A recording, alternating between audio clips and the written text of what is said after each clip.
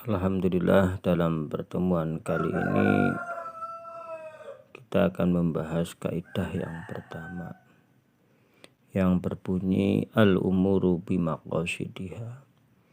Segala sesuatu tergantung niatnya. Segala sesuatu tergantung tujuannya. Dalam tataran filosofis, berpikir dan merasa dinilai sebagai sebuah kodrat alamiah yang dimiliki oleh manusia. Pikiran dan perasaan akan menopang manusia untuk melakukan suatu laku perbuatan agar lebih bermakna. Dengan pikirannya, manusia berusaha untuk membangun tujuan hidup dan idealismenya. Dengan tujuan dan idealisme itulah manusia bisa memaknai hidup melalui jalur fitrahnya secara berkualitas. Tanpa sebuah tujuan, maka nilai perbuatan yang dilakukan manusia menjadi absurd tanpa makna.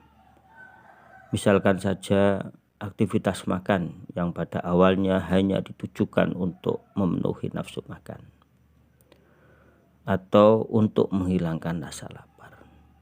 Ini akan lebih bermakna jika dimaksudkan sebagai sarana ibadah kepada Allah Subhanahu wa Ta'ala.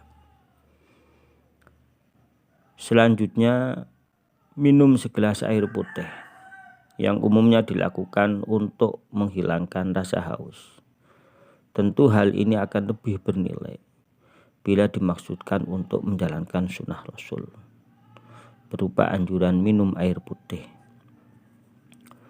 Dalam tataran realitas, kita pun mengakui bahwa setiap perbuatan yang kita kerjakan pasti didasari motivasi ataupun tujuan tertentu.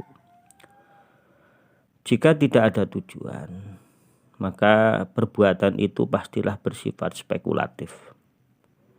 Kita makan karena ingin kenyang, minum untuk mengobati haus, tidur untuk mengistirahatkan badan, ibadah untuk mendekatkan diri pada Allah Subhanahu wa Ta'ala, dan lain sebagainya. Ini menunjukkan bahwa niat mempunyai posisi sangat penting. Dianggap penting karena ia menentukan segala gerak langkah dan konstruksi pekerjaan yang kita lakukan, yang berkonsekuensi pada perbuatan itu menjadi bernilai baik atau tidak, beretika atau tidak, termasuk ibadah atau bukan, berpahala atau hampar tak bermakna. Tepat pada titik inilah kaidah al-umuru bil maqasid ini amat penting untuk kita pahami. Dalam kaidah pertama ini dijelaskan beragam hal yang berkaitan dengan niat. Baik tentang apa hakikat niat, kenapa harus berniat, kapan harus dilakukan, apa saja yang harus diniati, bagaimana caranya, dan masih banyak pertanyaan-pertanyaan lainnya. Dengan mengetahui semua ini, maka kita akan memaknai hidup kita menjadi lebih berkualitas, baik di dunia maupun di akhirat. Dan hal ini akan tercapai bila kita mau mengkaji paparan berikut secara tuntas, insya Allah.